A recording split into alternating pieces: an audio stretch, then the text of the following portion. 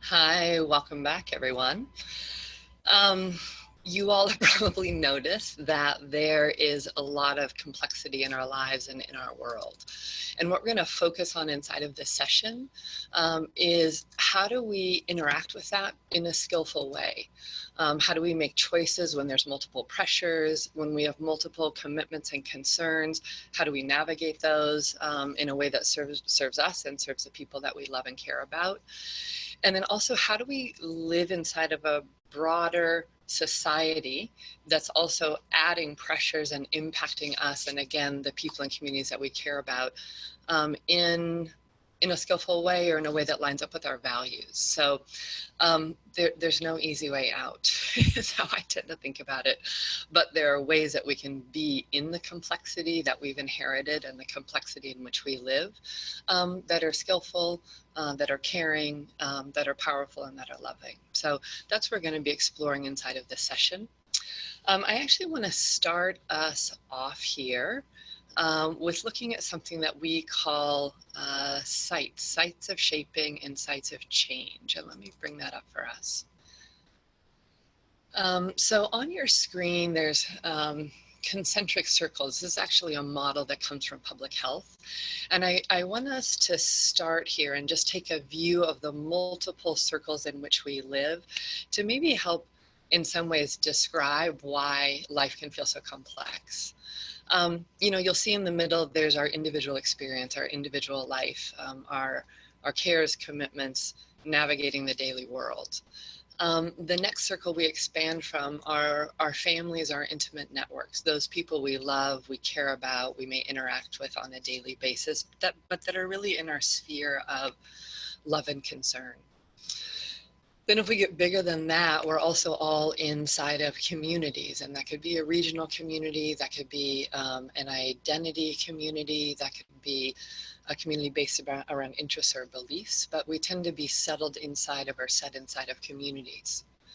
Then if we keep going bigger, we all live inside of institutions, and that could be the company or the organization that you work with and the broader institutions that that's a part of, to literally our roads, our water, how we're navigating our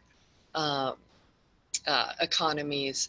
So institutions are with us every day. Now, the bigger these circles get, the less we tend to pay attention to them, depending on what your training is. But we live inside of institutions, and when there's breakdowns of the institution, let's say the lights go out, there's a lot of other breakdowns that roll out from that. The next big circle is what we call social norms or historical forces, and we can think of that as the rules of the cultures and societies we live inside of. And those have a big influence on how we're shaped and how we're actually navigating and developing our own beliefs, our relationships, even in some ways what we consider leadership and what we consider success really come out of these broader social stories that we've learned and that are perpetuated in a lot of different ways, through our medias, through our collective stories, and even through how our governments and economies work. And then the last big circle is what we call spirit and landscape. And although many of us live in very urban environments, and many of us are fairly disconnected from where maybe our food and sustenance comes from or our water comes from, land is a central experience and a central shaping experience of our lives. So whether that's rural, whether it's wilderness, whether it's the urban landscape, land and our relationship to land is a central piece of our experience. And then spirit, you should really pick your own name for that, but a broader force or a broader energy. We can even call it the ever-expanding universe, and we're one planet. But that's a part of our lives and what we navigate and work with. So when we start talking about complexity and the complexity of our lives, you can think about this is what we're living inside of all of the time. And we might not have our attention on all of these rings, but they're what's influencing us, what's shaping us and our families and communities, and in many ways what we're navigating and shaping back. So Those of you who are based in the US, and I know we have an international crowd here, but you know that we recently had a presidential election, and there is a lot of chaos happening out of that election inside kind of our broader society. A lot of new questions of who are we in the United States, and how are we, and are we so polarized, and what should we do about that next? So I don't know about you, but I feel like I spent the last 4 weeks basically in those conversations, no matter what setting I was in. So those are kind of the institutional and the social forces being very active inside of personal, family, or work relationships. So I'm going to pause here, but I just wanted to give us that context for a moment in what is it that we're navigating. And in many ways, when we think about becoming a skillful leader, or can think of it even as a skillful adult, one of our ethics is that we keep widening our own circles of concern. So we care about ourselves, we care about our families, we care about community, and we keep widening those circles of concern until really fundamentally they include all life. That's what we would call a centered leader, or that's what we would call an adult, really from our viewpoint, as we have the capacity to do that. So now we're going to get a little bit into how. How do we widen our circles of concern? How do we deal with pressures, with chaos, with unexpected things happening? That seems to be the norm over a lifetime. And then how do we deal with them in a skillful way that keeps taking care of our relationships and keeps taking care of our purpose, and as Richard was talking about, really our why we're here and what's most important to us. So I'm going to talk a little bit more about what happens to our biologies, psychologies, ourselves under pressure, and then we'll get into some practices together. So probably most of us on this webinar have heard the fight-flight response, or it can get called the amygdala hijack. But basically what we want to get curious about is what happens inside of us when pressure increases, or what happens inside of us when something unexpected happens, or in the conversations I've been in since our election, what happens when it feels like what's at stake is so much bigger than what we personally might have say in, or than what we have power to affect. So those pressures, and you can really think of your own in your life right now, those pressures will evoke certain states inside of us. And, you know, Andrew so beautifully talked about how we're wired for safety and we're wired for survival. That's some of what we're going to look at inside of basically what happens when we're triggered, or what happens when in our work when you're grabbed. And I want to talk a little bit about fight, flight, and I'm going to add freeze, appease, and dissociate. And these are states that are very automatic. They came with a package, with evolutionary package. We didn't have to learn these. And they can get evoked when we have any sense of threat. And that might be a real threat, like we're physically being threatened or emotionally being threatened, or it might be a perceived threat. But I want to invite us to get to know these states inside of ourselves very well. So let's all try them on for a minute. And let's start with actually a flight response. If you imagine, sometimes for me, it's easier to look at the animal world. If we think of the animals that flee when they perceive pressure, it's mostly animals that have hooves and no sharp teeth, right? So we can think of a flight response as a main survival response in those species. But let's go ahead and take a minute and feel it for ourselves. If we're threatened or startled, if you can feel inside of your sensations, your mood and emotions, and even your thinking, that impulse to run, or that impulse to get away. I know some of the things I'm noticing in my body is there's a pickup of energy and sensation in the front. There's a certain mobilization or alertness that's coming into my arms and my legs. And definitely there's an impulse to move. Right? So just noticing that again at the level of sensation, emotion, and thinking. You might attach a story to that. So flight response comes with a package. Let's play around for a minute with a freeze response. The freeze response, again, intelligent response, comes with us and gets evoked under certain kinds of threats or pressures. Freeze response, we tend to get very still, immobilized. People report feeling very, very quiet inside, but having a big attention externally, almost like we're tracking what the threat might be. But let's take a minute and feel that in yourself. And again, we don't want to do these 100%, maybe you can do it 25%, but take on that stilling of what does a freeze response feel like in the body, in the emotional state, in the thinking state, right, as one of the survival responses that we know. So a freeze response. What I notice in myself is my attention and energy tends to come very much down the center line of my body, almost like I'm tucking myself inside of myself, and there's a lot of stillness. Yeah. So fight, flight, freeze, appease, dissociate. Each of us have had these experiences or moved in and out of these states in our lifetime.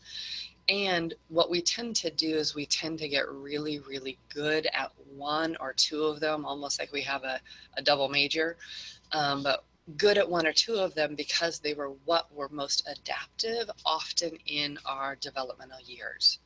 But we have all of them within our capacity. And why?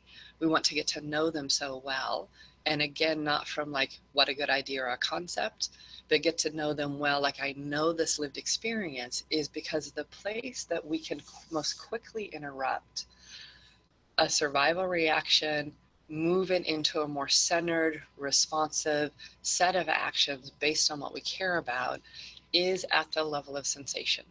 It's the first place it happens, and it's the quickest place that we can find, notice, engage, and shift that reaction into something that is more useful and basically less overwhelming. Yeah. So I'm going to ask my friend and one of our teachers at Strozzi Institute, Paula Laird, to come practice with me. Hi, everyone. Hi, Pal. Thanks for coming. And what we're going to start with is a basic practice that we call the grab practice. And if you're with someone, you can stand up and practice this with them right now. Or if you're not with someone, just imagine it, and it will evoke much of the same thing in your sensations and in your body. We'll show this from the front first, and then we're going to build on this. But getting to know our automatic reactions, where we tend to go under increased pressure, is the first step. So we're going to do that first. So I'm going to stand, and Pal's going to stand at my side, and I'm going to put my hands just in front of me. And the first thing I'm going to do is really pay attention at the level of temperature, pressure, energy, movement, so I can really track my internal experience with increased pressure. And what Paula's going to do is just basically walk in and grab me and maybe say my name or hey or something that adds to the fun for me. Okay? So I'm here, I'm paying attention. Staci. Good, so she has a good firm grip. I'm noticing what happens inside of my body, an increase in sensation, an impulse to pull away at a subtle level, and less feeling in my lower body. So that's what I'm noticing. Let's do it again. I want to do the other side. Yeah. So I'm not trying to change what happens in me. I'm just literally paying attention and getting to know where I go under some form of pressure or threat. Staci.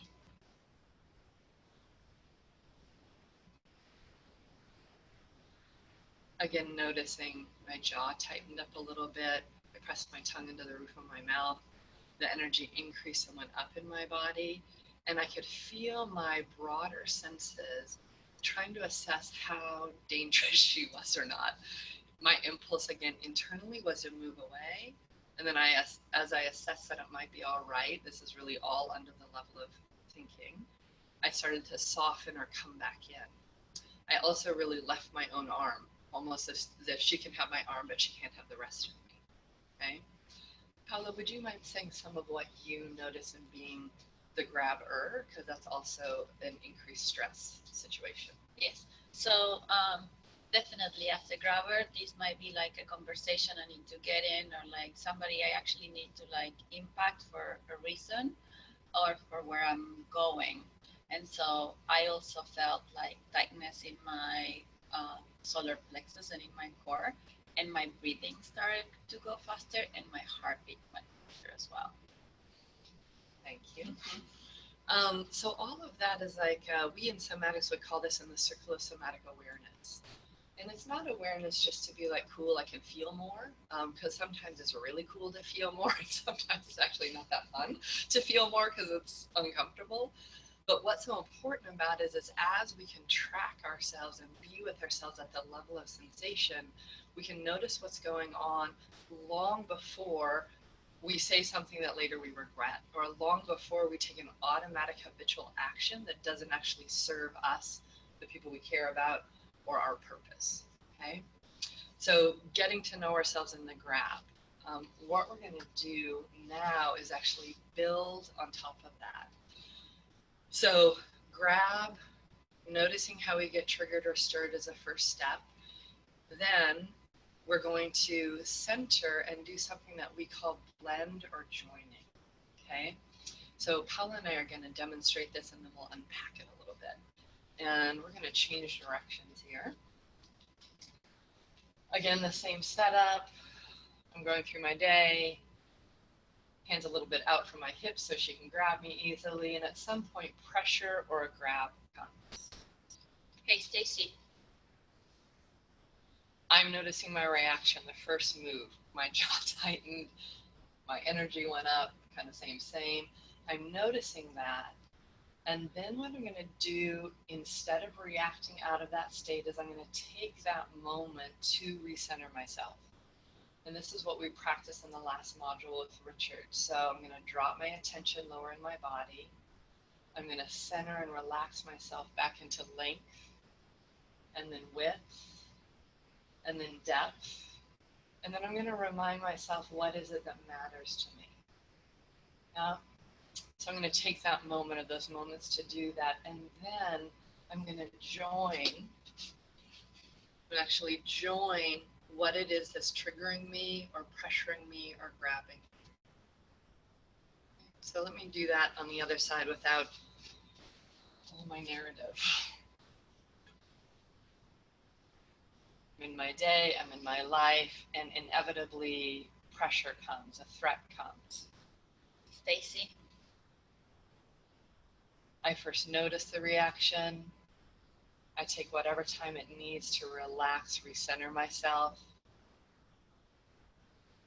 And then I'm going to join what grabbed me or pressured me. And in many ways, we hold this as the evolutionary move.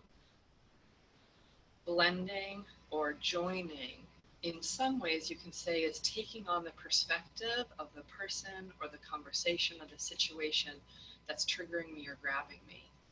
But what's important inside of this particular move is I'm actually not giving up my own center. I have my own center. I'm not giving up my commitments, my cares, or my concerns. I'm keeping those. But this move of joining or blending actually lets me be authentically curious about the cares and concerns of the other. Yeah? Thank you. It's so funny, I can tell how used I am to teaching live, because I want to be like, how does that land for you? What do you think? How's it relevant for your life? But we're going to do that in a minute during Q&A. So what happens to us under pressure? Fight, flight, freeze, appease, dissociate, or how does that happen in the sensations? Then we get pressured, we recenter ourselves, and then we join that. What I notice often, and Paula, maybe you can throw in on this too, is what I notice often is many people, including many people who really engage in personal development or who engage in leadership development work, is what we try to do is get rid of the pressure and manage it as fast as we possibly can. And we use the personal development skills, or we use the leadership development skills to basically try to make this go away, right? Or what we'll do is we'll get really good, let's say, at meditation and at really observing our states. And when pressure comes, instead of getting to know the pressure, instead of maybe even engaging in the pressure, because that might be the most skillful thing to do, what we'll do is we'll do some level of anesthetizing ourselves to the pressure and basically trying to recomfort ourselves or make ourselves comfortable so that I'm not so disturbed. We, in this discourse and in this methodology, we don't call that skillful action. Skillful action means that we're centered, we're present, we're connected to the pressure. And then we say, given what I care about, given the concerns of this person or this situation, what's the most skillful move I can make? And maybe it's entering into conflict in a skillful way. Maybe it's having a boundary. Maybe it's actually shifting our own position and letting ourselves be changed.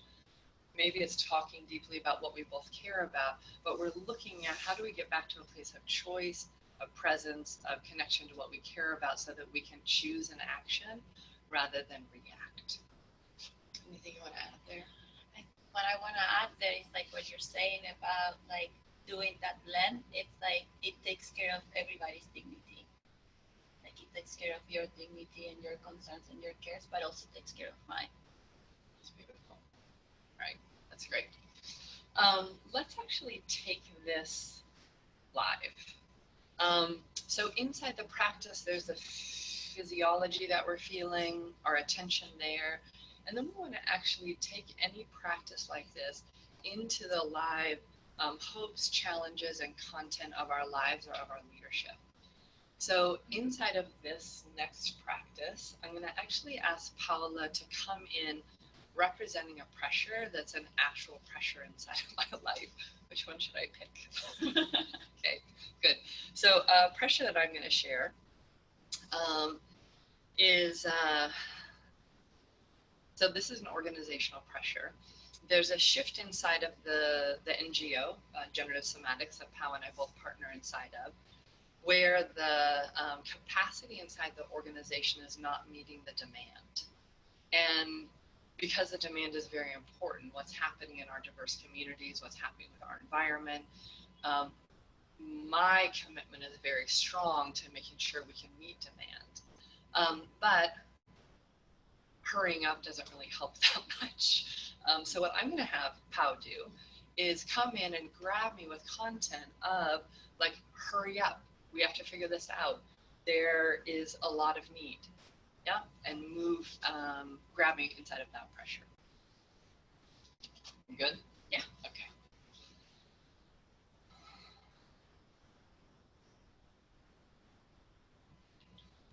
There's no time. Hurry up. I'm noticing my reaction inside of that. You can answer this for yourself, what happens inside of you under your pressures. I'm noticing in many ways my automatic impulse is to hurry up. I'm like, okay, good idea. Let's do that, right? I want to, right? And I'm going to say, no, let me pause a little bit longer here and notice that picking up. Notice the move to rush, which so many would join me in, right? There's a lot of that automaticity happening in our world. And instead, I'm going to recenter on commitment, on purpose, on what's the quality, right, of what we're doing, all things that are important to us. And then I'm going to turn and I'm going to join with this concern. Right, what is the hurrying up trying to take care of? What is the commitment that's showing up inside of hurrying up? I'm going to give myself actually time to get curious about that reaction, curious about that pressure. And then here's what we're going to add is from center, being connected to this particular pressure, I'm going to move into leading. And that would look like this. My center starts to move her center. My cares and commitments start to inform my actions and bring this pressure with me into purposeful action.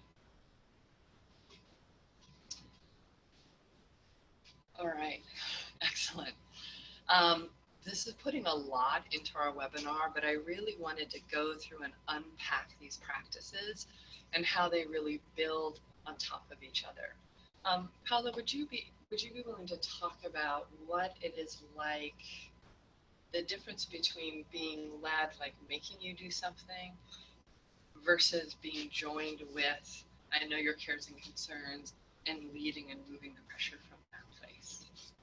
Well, I mean, it feels completely different when I'm being pushed. Actually, I don't want to move. You know, my own sense of like, no, you're not really caring about this. You're just like pushing me or like moving me without hearing what's going on. I don't really want to. And when I'm actually like moved from center, I feel listened to. Like I feel like my concerns were listened to, and then I'm being led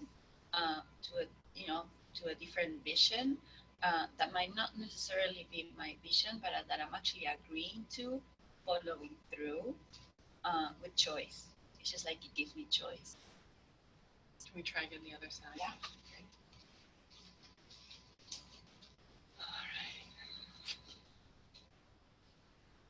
Again, if you're doing this at home with us, again, you can imagine it, or if you have a partner, you can switch roles and do it with them. The first thing we're paying attention to is we're just living inside of our own aliveness, living inside of our own skin, and paying attention to the language of sensation, the language or experience of emotion, as well as noticing our automatic thinking or automatic thoughts. So take a minute, get present inside of yourself. And then whatever your pressure is, have your partner come and grab you, or imagine that pressure grabbing you. Staci, there's no time. We really need you. That's a really good grab for me. Okay, good. So I notice my smiling, I notice the energy rising up in my body, I notice my shoulders getting more tense, and the automatic mobilization into action. I mostly just want to hurry up. So I'm going to interrupt that by taking a moment of centering. Drop my attention to my belly, center in length and width and depth. So I'm coming back into that, what did we call it, that three-dimensional intelligence. And then I'm remembering or speaking my purpose to myself, my commitment to myself. And then I'm joining and getting curious about this pressure, this impulse to hurry, the cares and concerns that's driving that. So this is the move of I'm not managing it, making it go away, trying to control it. This is the joining with the pressure. Then from center, I'm going to move into leadership, staying connected. So from center, my center also moving the center of the pressure.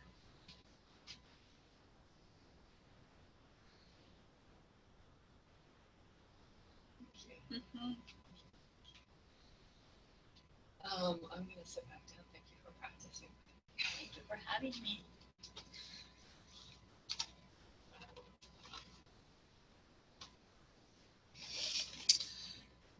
So let me tell a couple of stories about how that shows up in real life. All of the work that we do is about how this actually shows up so that you can be in your life, your relationships, your leadership in a more powerful, in a more compelling, in a more purposeful way. You know, it's funny, I don't know if any of you read on death and dying, but I get so interested in what are the questions people are in when they're on their deathbeds.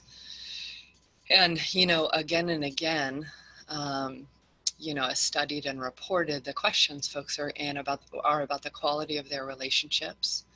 Like, how am I doing? How did I love? And how was I loved?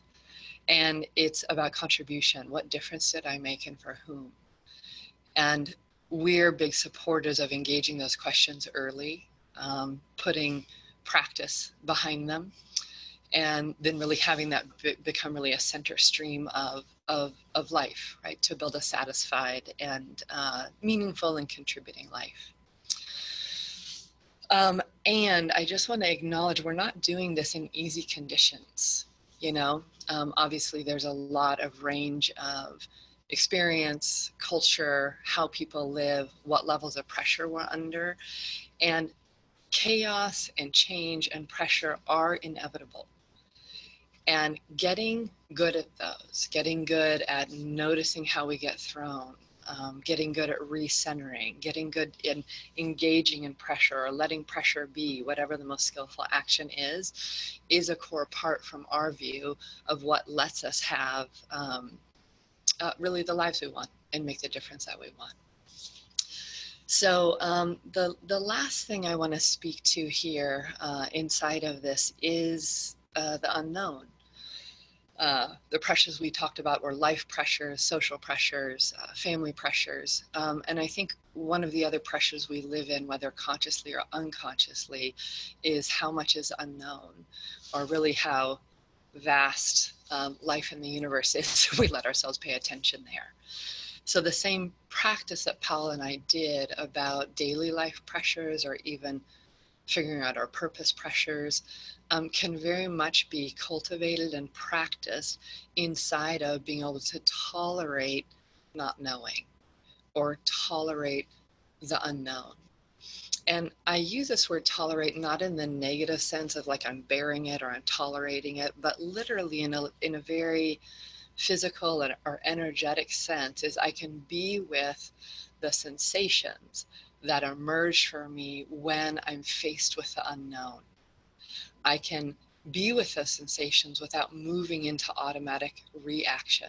So without fighting against it, without running away from it, without trying to change it, without appeasing or capitulating to it, that I can be with my own sensations so that I can stay present, open, extended toward the unknown, be with the unknown.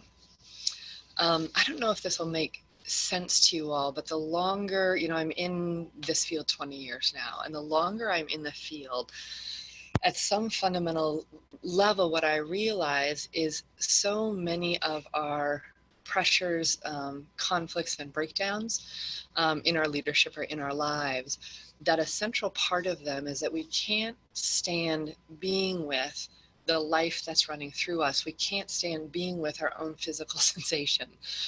We can't, in some ways, tolerate ourselves or the aliveness moving in us. And then we move to handle those sensations by reacting. And often those reactions are not aligned with our values, with what matters to us and with what we want to contribute to others or contribute to the world. So while it seems simple, I also hold it as radical, that we can live inside of our own skins, that we can be with our own aliveness, that we can deeply contemplate and choose our purposes, and then be in practice to line those up, even in chaotic and changing and unknown conditions inside of our lives and inside of our world. So I'm going to pause here. And let's go to questions and answers. What do y'all think about that? Thanks you, Staci. Here's a question from Pablo. I am just too overwhelmed by my life and the world, and I'd rather keep my world small and not listen to what's happening out there. What's wrong with that? I totally get that. I feel like that every other day. So fundamentally, of course, there's nothing wrong with that. And what I want to say is, when we have an impulse of shrinking ourselves, shrinking our lives, or shrinking those circles of concerns so as to not feel so much, I would really call that a reaction, and a reaction that will make our lives smaller rather than make our lives more interdependent and more satisfying. So we really want to watch where those choices are coming from. And we want to make choices about how much incoming. So one of the things I've heard, again, being here in the US after the elections, is how many people are really choosing how much social media to engage in, how much email to actually look at, how many how much YouTube to watch, so that they can continue to be present with themselves and actually have boundaries around what's overwhelming, what's too much, and what's not enough. So that kind of dynamic balance of what's too much, what's not enough, is much of the dynamic that balance that we're practicing in much of our lives. So are there times where we might say, listen, I need to calm things down, I need to hibernate a little bit, and I need to get really connected to what matters to me and resource myself? Absolutely. And then are there times to be very extended out into the world and engage with others and making a contribution? Absolutely.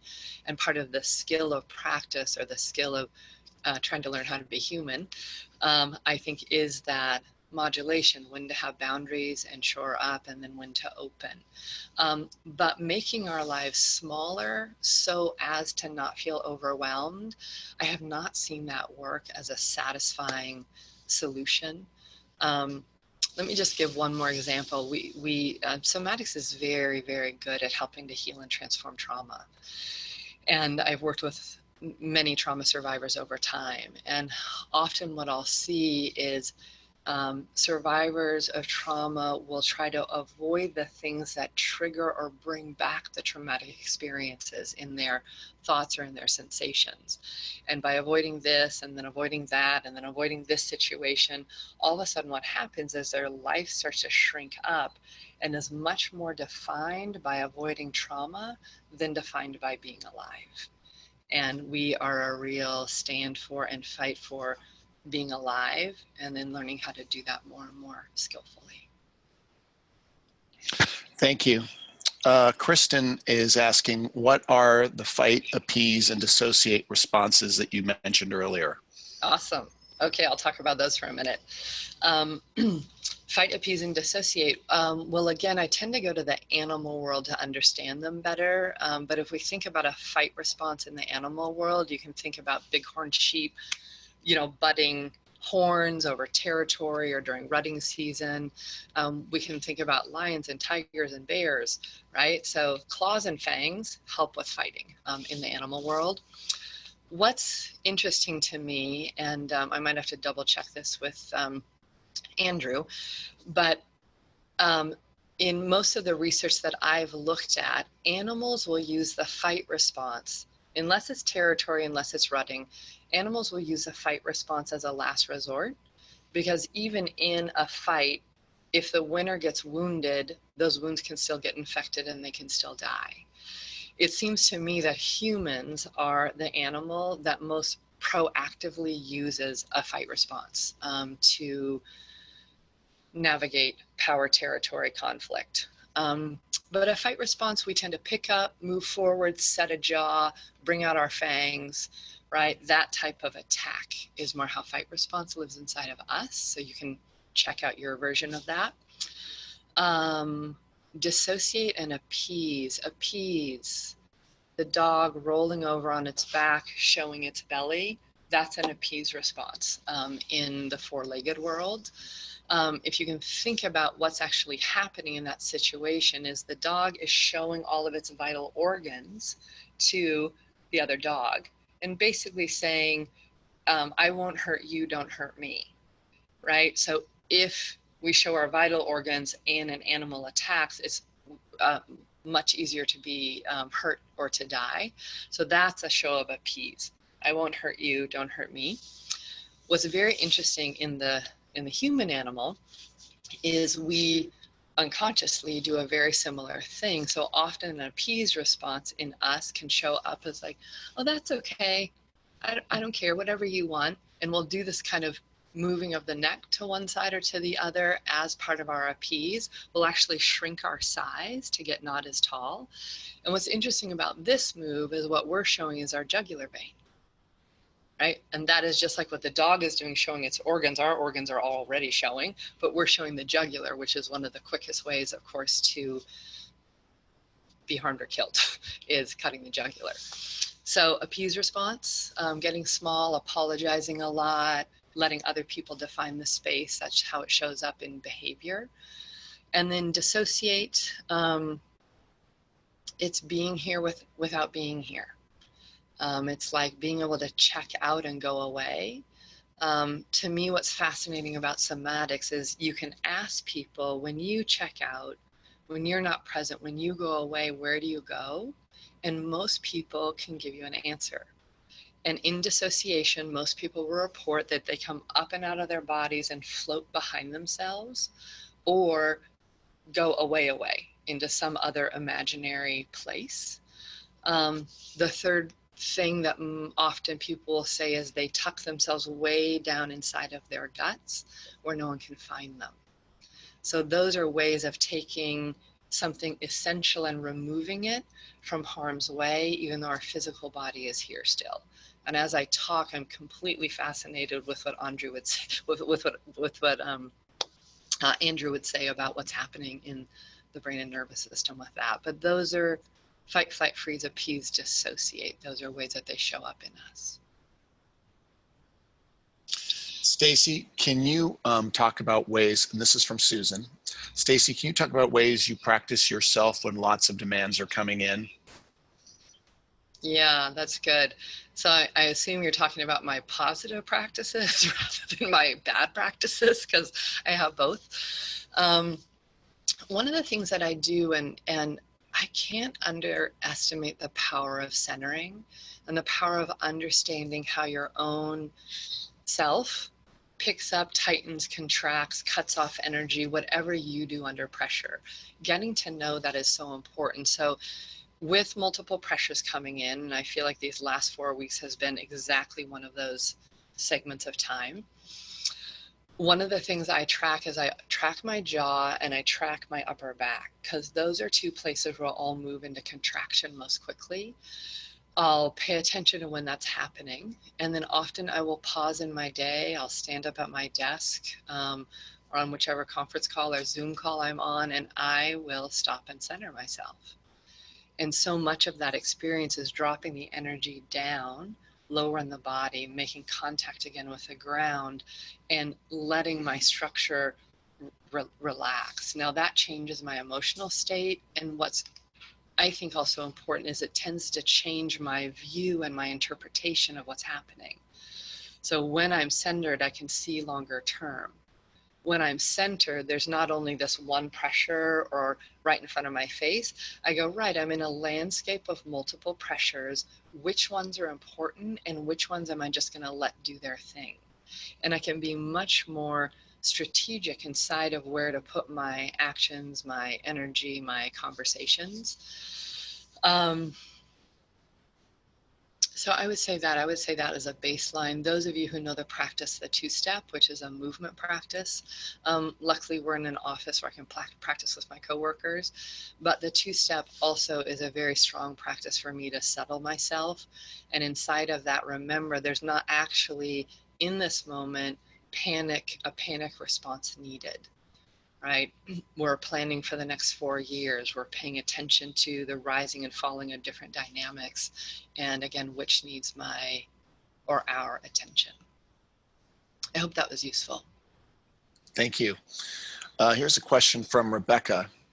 From a spiritual perspective, can't we just hold it that everything that's happening to us, everything that is unfolding as it is, and that nothing is wrong? So I'm assuming, thanks for the question. I'm assuming that's kind of from a vantage point of like everything that's happening in the world or everything that's happening in your life or someone else's life is as it should be. That's how I'm hearing it. I hope I'm getting the question correct. Ben, is that what you're seeing? Yes. Okay. I don't know. That isn't my assessment. But let me say this, something that I notice, and it's so interesting because I feel like, we teach meditation and mindfulness and as a part of this methodology. And something that I notice how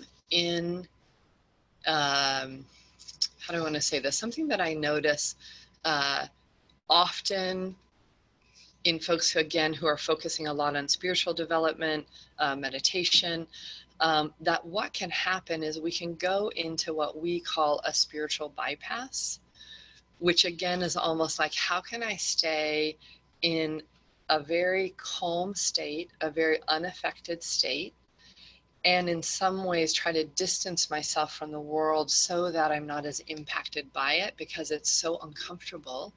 Or there's places where even we can feel hopeless or powerless or helpless to affect things in what we might say is a more life-affirming direction. Again, what we can call spiritual bypass often is is orienting inside of belief systems where we're keeping certain harms or social discord or social inequity at bay. Mostly when I dig in with folks where I see this, mostly because we feel helpless and don't know what to do about it.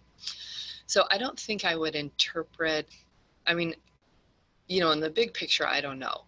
My joke is I have a long list of questions that when I die, if there's anybody I get to talk to on my way out, I have this whole list of questions that I want to ask before I pass on.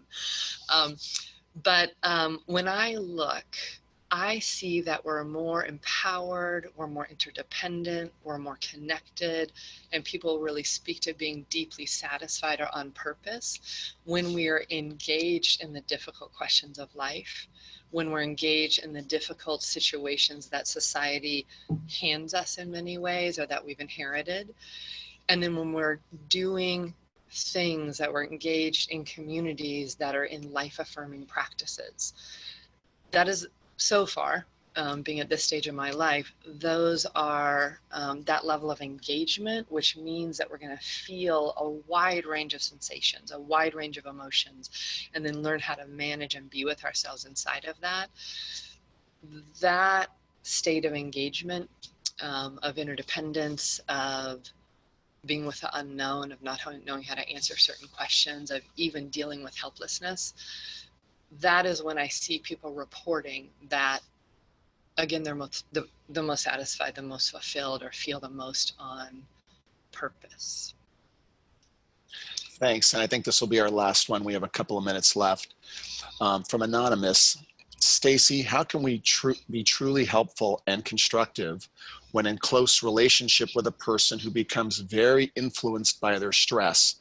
They often disassociate, and then my influence of any kind is not tolerated or welcomed.